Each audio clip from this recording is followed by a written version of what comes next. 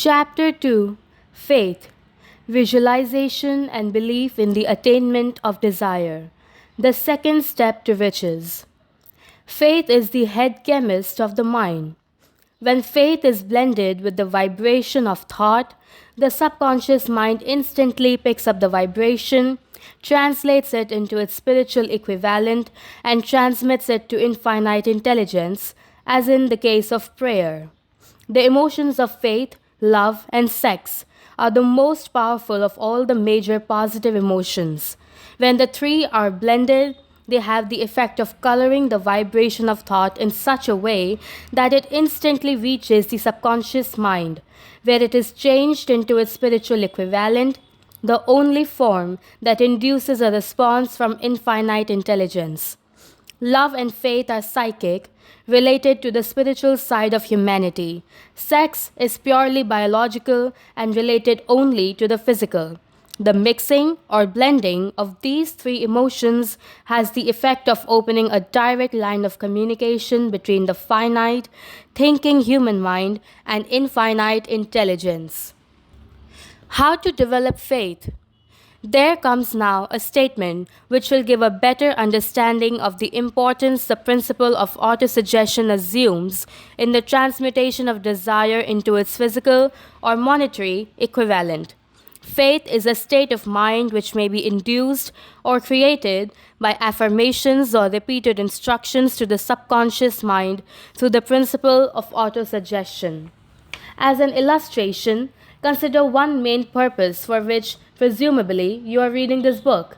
The object is, naturally, to acquire the ability to transmute the intangible thought impulse of desire into its physical counterpart, money.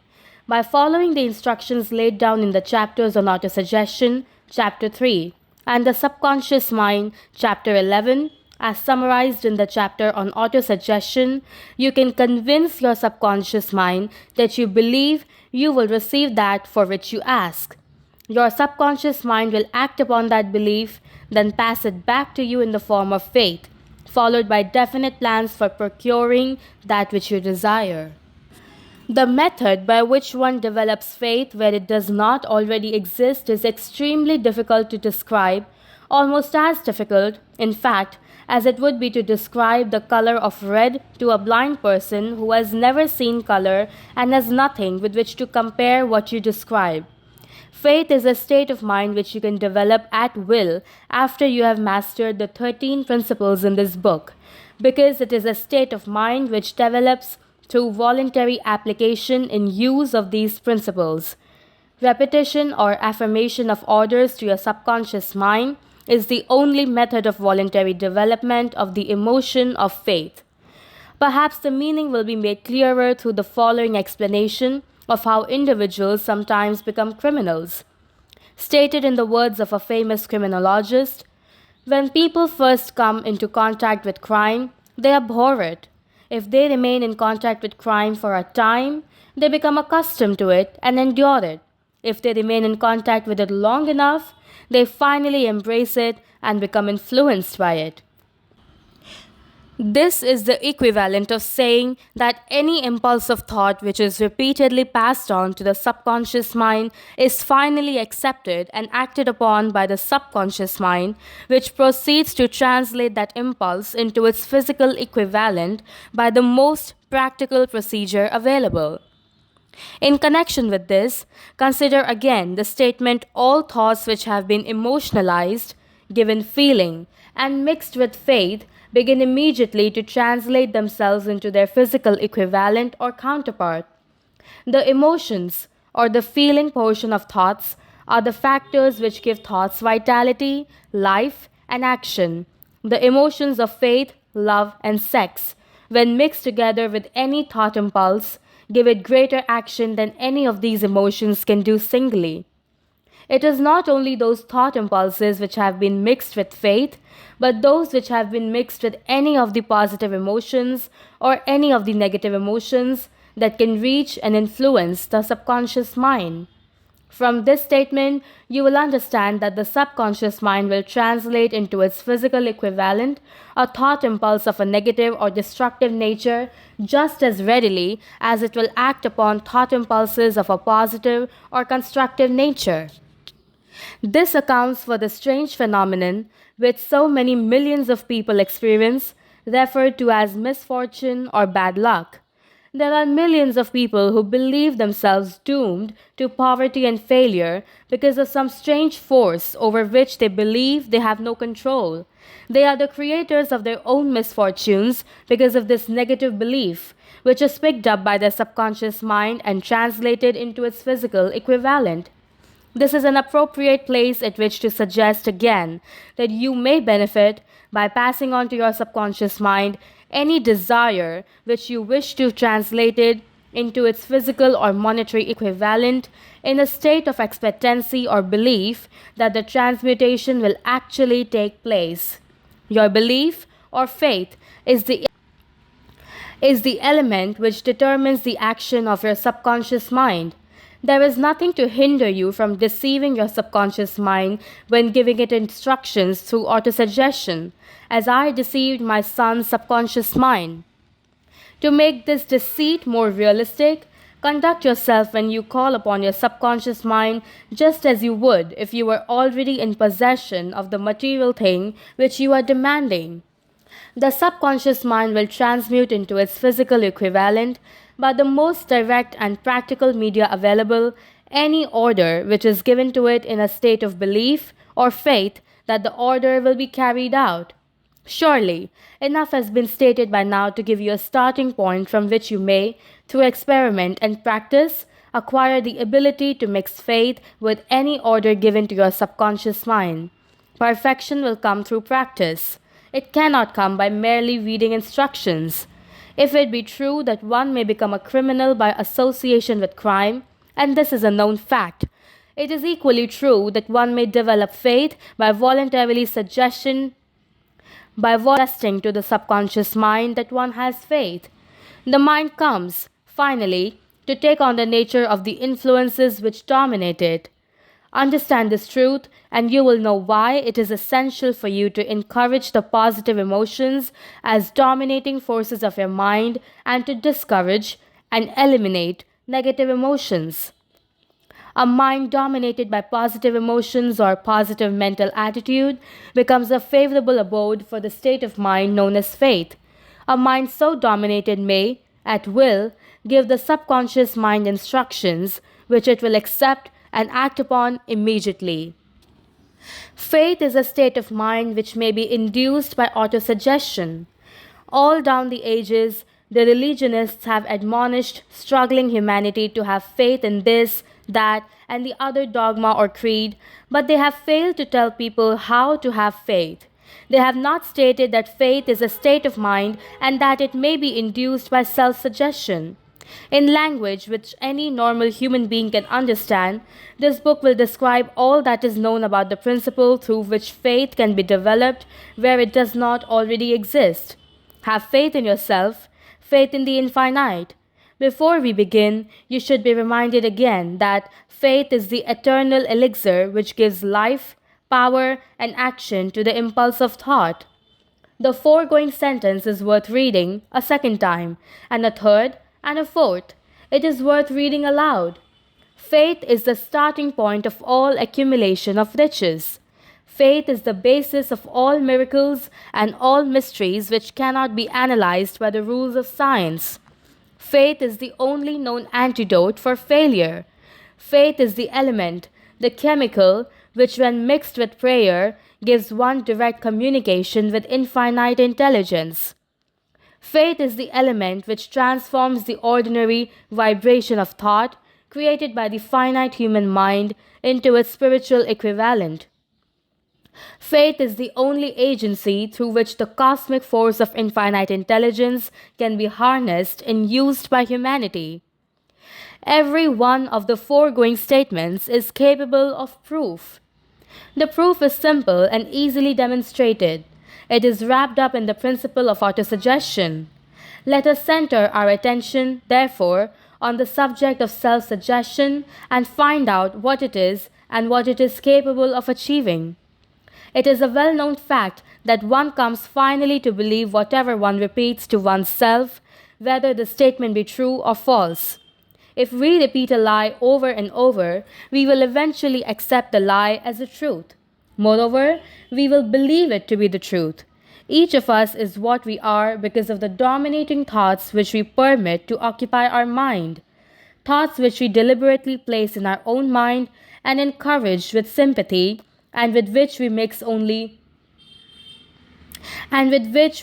any one or more of the emotions, constitute the motivating forces which direct and control our every moment, act, and deed.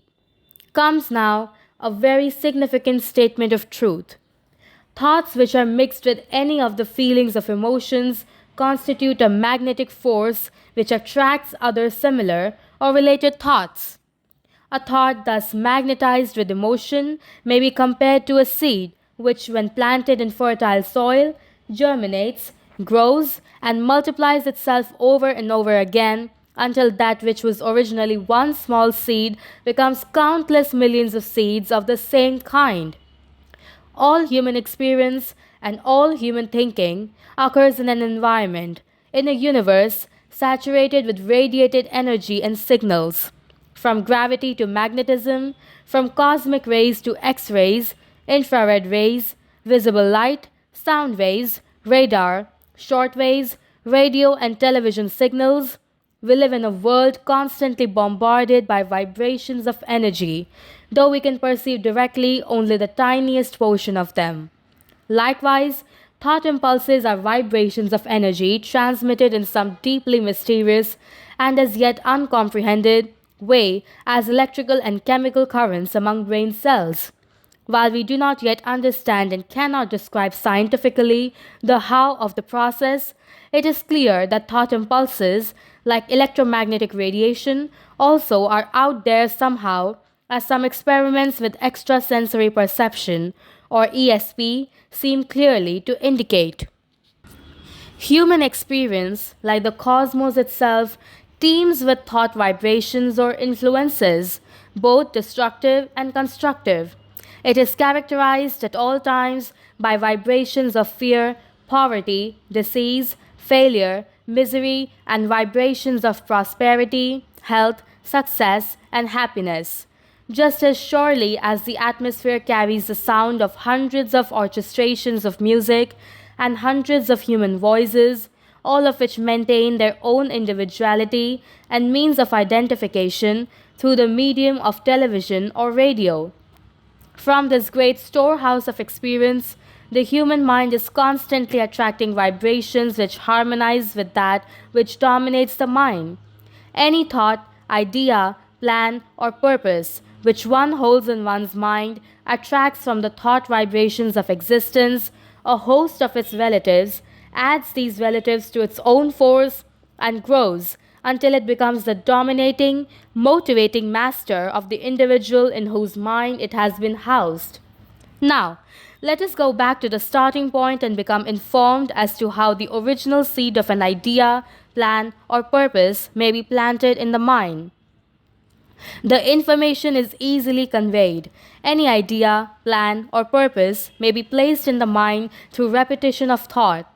This is why you are asked in the next few pages to write out a statement of your major purpose or definite chief aim, commit it to memory, and repeat it out loud day after day until these vibrations of sound have reached your subconscious mind. We are what we are because of the vibrations of thought which we pick up and register through the stimuli of our daily environment. Resolve to throw off the influences of any unfortunate environment you may have grown up in or now find yourself living in, and to build your own life to order.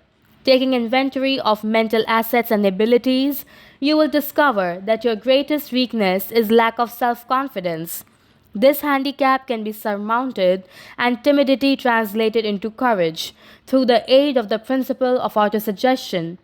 The application of this principle may be made through a simple arrangement of positive thought impulses stated in writing, memorized, and repeated until they become a part of the working equipment of your subconscious mind.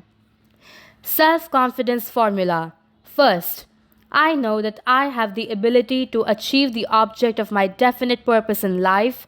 Therefore, I demand of myself persistent, continuous action towards its attainment, and I here and now promise to render such action. Second, I realize that the dominating thoughts of my mind will eventually reproduce themselves in outward physical action and gradually transform themselves into physical reality. Therefore, I will concentrate my thoughts for 30 minutes daily upon the task of thinking of the person I intend to become, thereby creating in my mind a clear mental picture of that person. Third, I know that through the principle of autosuggestion, any desire that I persistently hold in my mind will eventually seek expression through some practical means of attaining the object back of it. Therefore, I will devote 10 minutes daily to demanding of myself the development of self confidence. Fourth, I have clearly written down a description of my definite chief aim in life, and I will never stop trying until I shall have developed sufficient self confidence for its attainment. Fifth, I fully realize that no wealth or position can long endure unless built upon truth and justice. Therefore, I will engage in no transaction that does not benefit all whom it affects. I will succeed by attracting to myself the forces I wish to use and the cooperation of other people. I will induce others to serve me because of my willingness to serve others.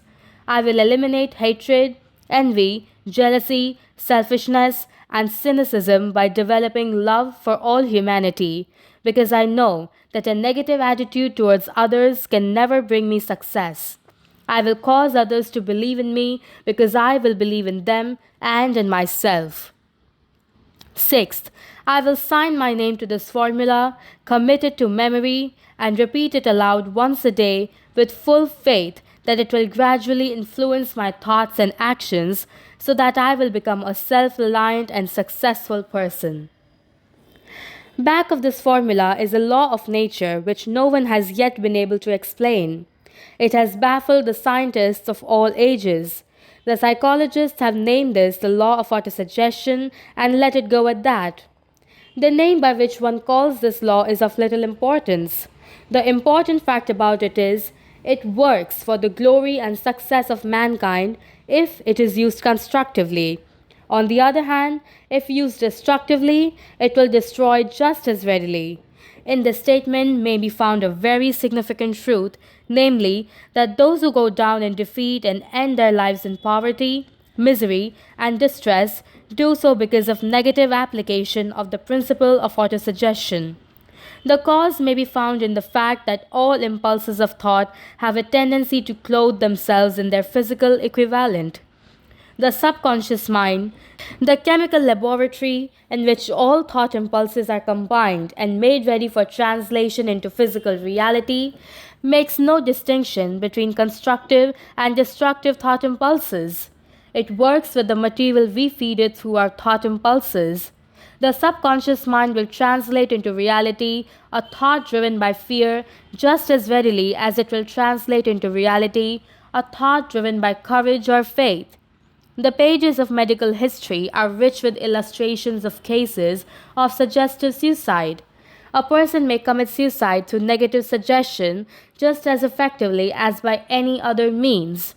In a Midwestern city, a man of the name of Joseph Grant, a bank official, borrowed a large sum of the bank's money without the consent of the directors. He lost the money through gambling. One afternoon, the bank examiner came and began to check the accounts. Grant left the bank, took a room in a local hotel, and when they found him 3 days later, he was lying in bed, wailing and moaning, repeating over and over these words: "My God, this will kill me! I cannot stand the disgrace!" In a short time, he was dead.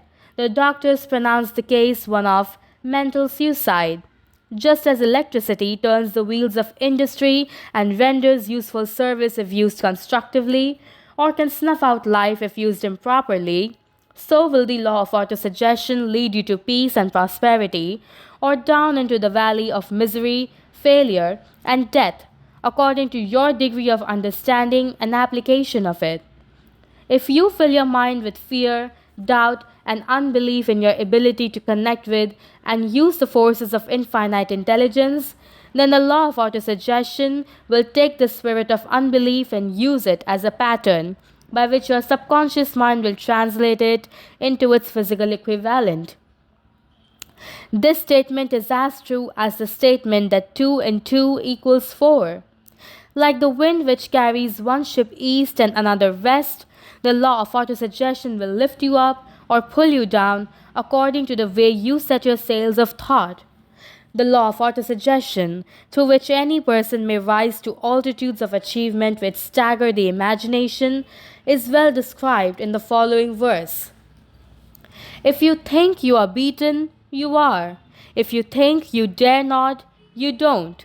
If you like to win, but you think you can't, it is almost certain you won't. If you think you'll lose, you're lost. For out of the world we find success begins with a fellow's will. It's all in the state of mind. If you think you are outclassed, you are. You've got to think high to rise. You've got to be sure of yourself before you can ever win a prize. Life's battles don't always go to the stronger or faster man, but soon or late the man who wins is the man who thinks he can. Observe the words which have been emphasized, and you will catch the deep meaning the poet had in mind. Somewhere in your makeup, perhaps in the cells of your brain, there lies sleeping the seed of achievement, which, if aroused and put into action, would carry you to heights such as you may never have hoped to attain. Just as a master musician may cause the most beautiful strains of music to pour forth from the strings of a violin, so may you arouse the genius which lies asleep in your brain and cause it to drive you upward to whatever goal you may wish to achieve. Abraham Lincoln was a failure at everything he tried until he was well past the age of 40. He was a Mr. Nobody from nowhere until a great experience came into his life, aroused the sleeping genius within his heart and brain, and gave the world one of its truly great men. That experience was mixed with the emotions of sorrow and love. It came to him through Anne Rutledge, the only woman he ever truly loved. It is a known fact that the emotion of love is closely akin to the state of mind known as faith, because love comes very near to translating one's thought impulses into their spiritual equivalent. During my long years of research, I discovered from the analysis of the life work and achievements of hundreds of people of outstanding accomplishment that there was the influence of a spouse's love back of nearly every one of them. If you wish evidence of the power of faith, study the achievements of men and women who have employed it. At the head of the list comes the Nazarene. Christianity is one of the greatest single forces ever to influence the minds of people. The basis of Christianity is faith. No matter how many people may have perverted or misinterpreted the meaning of this great force, and no matter how many dogmas and creeds have been created in its name which do not reflect its tenets. The sum and substance of the teachings and the achievements of Christ, which have been interpreted as miracles, were nothing more nor less than faith. If there are any such phenomena, such as miracles, they are produced only through the state of mind known as faith. Some teachers of religion and many who call themselves Christians neither understand nor practice faith. Faith is the cornerstone of every great religion. The Old Testament psalmist was written, O love the Lord, all ye his saints. For the Lord preserveth the faithful, and plentifully rewarded the proud doer. The Apostle Luke tells us, And Stephen, full of faith and power, did great wonders and miracles among the people. And Mark reports Jesus as saying, Daughter, thy faith hath made thee whole. Go in peace, and be whole of thy plague. The prophet says in the Quran, Surely those who believe and do good, their Lord will guide them by their faith. There shall be flow from beneath them rivers and gardens of bliss. In the Analects of Confucius, the master says, hold faithfulness and sincerity as first principles, and be moving continually to what is right. This is the way to exalt one's virtue. In the Bhagavad Gita, we find the faith of each is in accordance with one's own nature. A person is known by the faith. One can become whatever one wants to be if one constantly contemplates on the object of desire with faith. And again, the one who has faith and is sincere and has mastery over the senses gains knowledge. Having gained this, one at once attains the supreme peace. But the ignorant, who has no faith and is full of doubt, perishes. There is neither this world nor the world beyond, nor happiness for the one who doubts. Let us consider the power of faith as it was demonstrated by Mahatma Gandhi of India, who exhorted his followers to be the change you want to see in the world.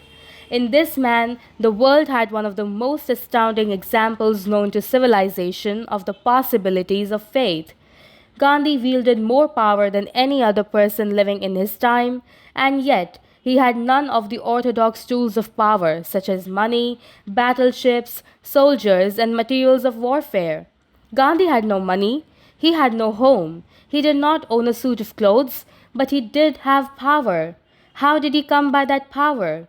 He created it out of his understanding of the principle of faith and through his ability to transplant that faith into the minds of 200 million people. Gandhi accomplished through the influence of faith that which the strongest military power on earth could not then, and never will, accomplish through soldiers and military equipment. He accomplished the astounding feat of influencing 200 million minds to coalesce and move in unison as a single mind. What other force on earth except faith could do as much? There will come a day when employees, as well as employers, will discover the possibilities of faith. That day is dawning. The whole world has had ample opportunity during the recent worldwide economic downturn to witness what the lack of faith will do to business. Surely, civilization has produced a sufficient number of intelligent human beings to make use of this great lesson which has been taught the world. During this time of difficulty, the world had evidence in abundance that widespread fear can paralyze the wheels of industry and business. Out of this experience will arise leaders in business and industry who will profit by the example which Gandhi set for the world, and they will apply to business the same tactics which he used in building the greatest following known in the history of the world. These leaders will come from the rank and file of the unknown who now labor in the steel plants, the coal mines, the factories, and in the small towns and cities of America. Business is due for a reform, make no mistake about this. The methods of the past, based upon economic combinations of force and fear, will be supplanted by the better principles of faith and cooperation. People who labor will receive more than daily wages. They will share more and more in profits from the business, the same as those who supply the capital for business. But first, they must give more to their employers and stop bickering and bargaining by force at the expense of the public. They must earn the right to profit sharing. Moreover, and this is the most important thing of all, they will be led by leaders who will understand and apply the principles employed by Gandhi. Only in this way can leaders get from their followers the spirit of full cooperation which constitutes power in its highest and most enduring form. This stupendous age in which we live and from which we are just emerging has taken the soul out of people. Its leaders have driven workers as though they were pieces of cold machinery. They were forced to do so by the employees who bargained at the expense of all concerned to get and not to give. The watchword of the future will be human happiness and contentment, and when this state of mind shall have been attained, the production will take care of itself more effectively than anything that has ever been accomplished, where workers did not and could not mix faith and individual interest with their labor. Because of the need for faith and cooperation in operating business and industry, it is both interesting and profitable to analyze an event which provides an excellent understanding of the method by which industrialists and business people accumulate great fortunes by giving before they try to get. The event chosen for this illustration dates back to 1900, when the United States Steel Corporation was being formed. As you read the story, keep in mind these fundamental facts and you will understand how ideas have been converted into huge fortunes. First, the huge United States Steel Corporation was born in the mind of Charles M. Schwab in the form of an idea he created through his imagination. Second, he mixed faith with his idea. Third, he formulated a plan for the transformation of his idea into physical and financial reality. Fourth, he put his plan into action with his famous speech at the University Club. Fifth, he applied and followed through on his plan with persistence and backed it with firm decision until it had been fully carried out. Sixth, he prepared the way for success by a burning desire for success. If you are one of those who often wonder how great fortunes are accumulated, this story of the creation of the United States Steel Corporation will be enlightening. If you have any doubt that individuals can think and grow rich, this story should dispel that doubt because you can plainly see in the story of US Steel the application of a major portion of the 13 steps to riches described in this book. This astounding description of the power of an idea was dramatically told by John Lowell in the New York World Telegram, with whose courtesy it is here reprinted. A pretty after-dinner speech for $1 billion. When, on the evening of December 12, 1900, some 80 of the nation's financial nobility gathered in the banquet hall of the University Club on Fifth Avenue to do honor to a young man from out of the West, not half a dozen of the guests realized they were to witness the most significant episode in American industrial history. J. Edward Simons and Charles Stewart Smith, their hearts full of gratitude for the lavish hospitality bestowed on them by Charles M. Schwab during a recent visit to Pittsburgh, had arranged a dinner to introduce the 38-year-old steel man to Eastern banking society. But they didn't expect him to stampede the convention. They warned him, in fact, that the bosoms with the New York stuffed shirts would not be responsive to oratory, and that if he didn't want to bore the Stillmans and Harrimans and Vanderbilts, he had better limit himself to 15 or 20 minutes of polite vaporings and let it go at that. Even John Pierpont Morgan, sitting on the right hand of Schwab as he became his imperial dignity, intended to grace the banquet table with his presence only briefly, and so far as the press and public were concerned, the whole affair was of so little moment that no mention of it found its way into print the next day. So the two hosts and their distinguished guests ate their way through the usual 7 or 8 courses. There was little conversation, and what there was of it was restrained. Few of the bankers and brokers had met Schwab, whose career had flowered along the banks of the Monongahela, and none knew him well. But before the evening was over, they, and with them Money Master Morgan, were to be swept off their feet, and $1 billion baby, the United States Steel Corporation, was to be conceived. It is perhaps unfortunate, for the sake of history, that no record of Charlie Schwab's speech at the dinner ever was made. He repeated some parts of it at a later date during a similar meeting of Chicago bankers. And still later, when the government brought suit to dissolve the Steel Trust, he gave his own version from the witness stand of the remarks that stimulated Morgan into a frenzy of financial activity. It is probable, however, that it was a homely speech, somewhat ungrammatical, for the niceties of language never bothered Schwab, full of epigram and threaded with wit. But aside from that, it had a galvanic force and effect upon the 5 billions of estimated capital that was represented by the diners. After it was over and the gathering was still under its spell, although Schwab had talked for 90 minutes, Morgan led the orator to a recessed window where, dangling their legs from the high, uncomfortable seat, they talked for an hour more. The magic of the Schwab personality had been turned on, full force, But what was more important and lasting was the full fledged, clear cut program he laid down for the aggrandizement of steel. Many other men had tried to interest Morgan in slapping together a steel trust after the pattern of the biscuit, wire and hoop, sugar, rubber, whiskey, oil, or chewing gum combinations.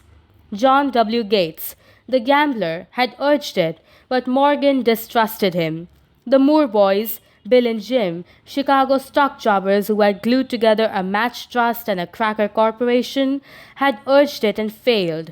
Albert H. Gary, the sanctimonious country lawyer, wanted to foster it, but he wasn't big enough to be impressive. Until Schwab's eloquence took J.P. Morgan to the heights from which he could visualize the solid results of the most daring financial undertaking ever conceived. The project was regarded as a delirious dream of easy money crackpots. The financial magnetism that began a generation ago to attract thousands of small and sometimes inefficiently managed companies into large and competition crushing combinations had become operative in the steel world through the devices of that jovial business pirate, John W. Gates. Gates already had formed the American Steel and Wire Company out of a chain of small concerns, and together with Morgan had created the Federal Steel Company. The National Tube and American Bridge Companies were two more Morgan concerns, and the Moore brothers had forsaken the match and cookie business to form the American Group. Tin plate, steel hoop, sheet steel, and the National Steel Company. But by the side of Andrew Carnegie's gigantic vertical trust, a trust owned and operated by 53 partners, those other combinations were picayune. They might combine to their heart's content, but the whole lot of them couldn't make a dent in the Carnegie organization, and Morgan knew it. The eccentric old Scot knew it too. From the magnificent heights of Skibo Castle he had viewed, first with amusement and then with resentment, the attempts of Morgan's smaller companies to cut into his business. When the attempts became too bold, Carnegie's temper was translated into anger and retaliation. He decided to duplicate every mill owned by his rivals. Hitherto, he hadn't been interested in wire, pipe, hoops, or sheet. Instead, he was content to sell such companies the raw steel and let them work it into whatever shape they wanted. Now, with Schwab as his chief and able lieutenant, he planned to drive his enemies to the wall. So it was that in the speech of Charles M. Schwab, Morgan saw the answer to his problem of combination. A trust without Carnegie, giant of them all, would be no trust at all. A plum pudding, as one writer said, without the plums. Schwab's speech on the night of December 12, 1900, undoubtedly carried the inference, though not the pledge, that the vast Carnegie enterprise could be brought under the Morgan tent. He talked of the world future for steel, the reorganization for efficiency, of specialization, of the scrapping of unsuccessful mills and concentration of effort on the flourishing properties, of economies in the ore traffic, of economies in overhead and administrative departments, of capturing foreign markets. More than that, he told the buccaneers among them wherein lay the errors of their customary piracy. Their purposes, he inferred, had been to create monopolies, raise prices, and pay themselves fat dividends out of privilege. Schwab condemned the system in his heartiest manner. The short-sightedness of such a policy, he told his hearers, lay in the fact that it restricted the market in an era when everything cried for expansion. By cheapening the cost of steel, he argued, an ever-expanding market would be created. More uses of steel would be devised, and a goodly portion of the world trade could be captured. Actually, though he did not know it, Schwab was an apostle of modern mass production. So the dinner at the University Club came to an end. Morgan went home to think about Schwab's rosy predictions. Schwab went back to Pittsburgh and to run the steel business for V. Andrew Carnegie, while Gary and the rest went back to their stock tickers to fiddle around in anticipation of the next move. It was not long coming. It took Morgan about 1 week to digest the feast of reason Schwab had placed before him. When he had assured himself that no financial indigestion was to result, he sent for Schwab and found that young man rather coy. Mr. Carnegie, Schwab indicated, might not like it if he found his trusted company president had been flirting with the Emperor of Wall Street, the street upon which Carnegie was resolved never to tread. Then it was suggested by John W. Gates, the go-between, that if Schwab happened to be in the Bellevue Hotel in Philadelphia, J.P. Morgan might also happen to be there. When Schwab arrived, however, Morgan was inconveniently ill at his New York home, and so, on the elder man's pressing invitation, Schwab went to New York and presented himself at the door of the financier's library. Now, certain economic historians have professed the belief that from the beginning to the end of the drama, the stage was set by Andrew Carnegie, that the dinner to Schwab, the famous speech, the Sunday night conference between Schwab and the Money King were events arranged by the canny Scot. The truth is exactly the opposite. When Schwab was called in to consummate the deal, he didn't even know whether the little boss, as Andrew was called, was so much as listen to an offer to sell, particularly to a group of men who Andrew regarded as being endowed with something less than holiness. But Schwab did take into the conference with him, in his own handwriting, 6 sheets of copperplate figures, representing to his mind the physical worth and the potential earning capacity of every steel company he regarded as an essential star in the new metal firmament. 4 men pondered over these figures all night. The chief, of course, was Morgan, steadfast in his belief in the divine right of money. With him was his aristocratic partner Robert Bacon, a scholar and a gentleman. The third was John W. Gates, whom Morgan scorned as a gambler and used as a tool. The fourth was Schwab, who knew more about the processes of making and selling steel than any whole group of men then living. Throughout that conference, the Pittsburghers' figures were never questioned. If he said a company was worth so much, then it was worth that much and no more. He was insistent, too, upon including in the combination only those concerns he nominated. He had conceived a corporation in which there would be no duplication, not even to satisfy the greed of friends who wanted to unload their companies upon the board Morgan's shoulders. Thus he left out, by design, a number of the larger concerns upon which the walruses and carpenters of Wall Street had hungry eyes. When dawn came, Morgan rose and straightened his back. Only one question remained. "Do you think you can persuade Andrew Carnegie to sell?" he asked. "I can try," said Schwab. "If you can get him to sell, I will undertake the matter," said Morgan. So far, so good. But would Carnegie sell? How much would he demand? Schwab thought about $300 million. What would he take payment in? Common or preferred stocks? Bonds? Cash?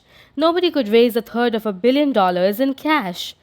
There was a golf game in January on the frost-cracking heath of the St. Andrews Links in Westchester, with Andrew bundled up in sweaters against the cold and Charlie talking volubly as usual to keep his spirits up.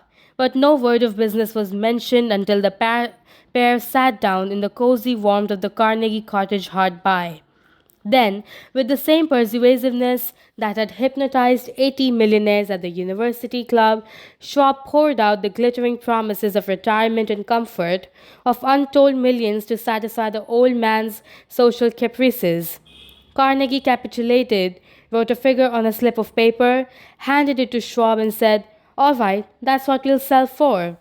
The figure was approximately $400 million and was reached by taking the $300 million mentioned by Schwab as a basic figure and adding to it $80 million to represent the increased capital value over the previous 2 years. Later, on the deck of a transatlantic liner, the Scotsman said ruefully to Morgan, "I wish I'd asked you for $100 million more." "If you had asked for it, you'd have gotten it," Morgan told him cheerfully. There was an uproar, of course. A British correspondent cabled that the foreign steel world was appalled by the gigantic combination. President Hadley of Yale declared that unless trusts were regulated, the country might expect an emperor in Washington within the next 25 years. But that able stock manipulator, Keene, went at his work of shoving the new stock at the public so vigorously that all the excess water, estimated by some at nearly $600 million, was absorbed in a twinkling. So Carnegie had his millions, and the Morgan Syndicate had $62 million for all its trouble, and all the boys, from Gates to Gary, had their millions. The 38-year-old Schwab had his reward. He was made president of the new corporation and remained in control until 1930. The dramatic story of big business, which you have just finished, was included in this book because it is a perfect illustration of the method by which desire can be transmuted into its physical equivalent. I imagine some readers will question the statement that a mere intangible desire can be converted into its physical equivalent. Doubtless, some will say, you cannot convert nothing into something. The answer is in the story of United States Steel. The giant organization was created in the mind of one man. The plan by which the organization was provided with the steel mills that gave it financial stability was created in the mind of the same man. His faith, his desire, his imagination, his persistence were the real ingredients that went into United States Steel. The steel mills and mechanical equipment acquired by the corporation after it had been brought into legal existence were incidental, but careful analysis will disclose the fact that the appraised value of the properties acquired by the corporation increased in value by an estimated $600 million by the mere transaction which consolidated them under one management. In other words, Charles M. Schwab's idea, plus the faith of which he conveyed it to the minds of J.P. Morgan and the others, was marketed for a profit of approximately $600 million. What not an insignificant sum for a single idea. What happened to some of those who took their share of the millions of dollars of profit made by this transaction is a matter with which we are not now concerned. The important feature of the astounding achievement is that it serves as unquestionable evidence of the soundness of the philosophy described in this book, because this philosophy was the warp and the woof of the entire transaction.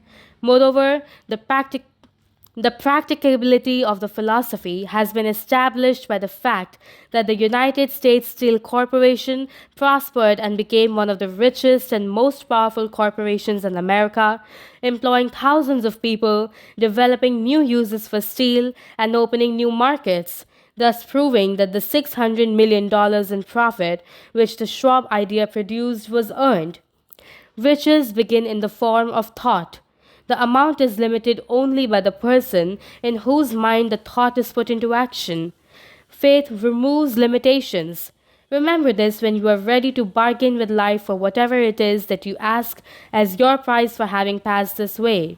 Remember also that the man who created the United States Steel Corporation was practically unknown at the time. He was merely Andrew Carnegie's Man Friday until he gave birth to his famous idea.